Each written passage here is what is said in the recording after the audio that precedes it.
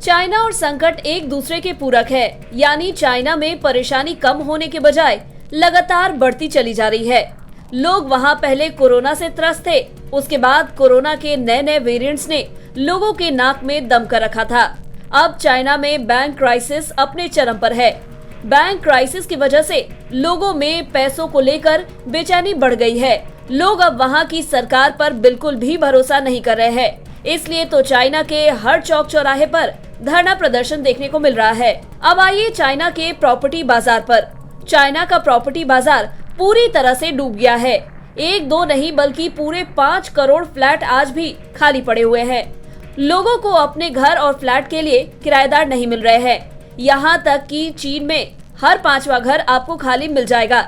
यानी इस डेटा से आप समझ जाइए कि समस्या कितनी गंभीर है। अब चाइना में घर और एसेट्स कितना सस्ता मिल रहा है, ये भी जान लीजिए। शंघाई के चेटो पिनेकल में एक बड़ा पेंट हाउस पिछले महीने 60 मिलियन युआन यानी 68 करोड़ 41 लाख रुपए में बिक रहा था, लेकिन अब इसके दाम में जबरदस्त गिरावट देखने को मिल रही है। 68 करोड़ 41 लाख रुपए का पेंट हाउस अब 35.99 मिलियन युआन यानी 41 करोड़ रुपए में बिक रहा है, यानी 27 करोड़ रुपए की गिरावट कुछ ही समय में चाइना की प्रॉपर्टी बाजार में देखने को मिलने लगी। एक और एसेट की कहानी भी सुनते जाइए। फाइनेंस स्ट्रीट रोंगयू में एक लग्जरी पेंट हाउस जो पिछले महीने 55 मिलियन युआन यानी भारतीय रुपए में 62 करोड़ 71 लाख रुपए में बिक रहा था, वो अब घटकर 30 मिलियन युआन यानी 34 करोड़ 20 लाख रुपए में बिक रहा है। यहाँ भी प्रॉपर्टी के दाम में 28 करोड़ रुपए की गिरावट देखने को मिली है। अब आपके मन में एक सवाल आ रहा होगा कि आखिर क्या वजह है कि चाइना में प्रॉपर्टी के दाम धड़ाधड़ गिर रहे हैं। तो इसका जवाब है कि चाइना में हाल ही में 20वां राष्ट्रीय कांग्रेस सम्मेलन हुआ था। इसको चीन की कम्युनिस्ट पार्टी ने आयोजित किया था। इसके बाद कई लोगों का चीन के बाजार से मोह भंग होना शुरू हो गया। कई रईस चीनी और ताइवानियों ने अपनी संपत्ति कम कीमतों पर बेचना शुरू कर दिया।